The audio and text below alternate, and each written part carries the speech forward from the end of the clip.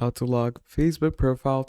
Hello everyone, welcome back to another video. In this video we're going to be talking about how we're going to be able to log our Facebook profile in the easiest, most simplest way possible. So first of all, you're going to make sure that your Facebook profile is a normal personal profile.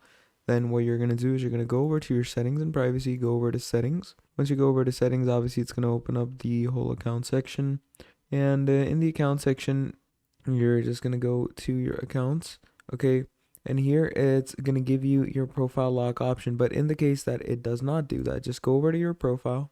Okay, and once you come over to your profile, obviously you're going to go into your profile settings.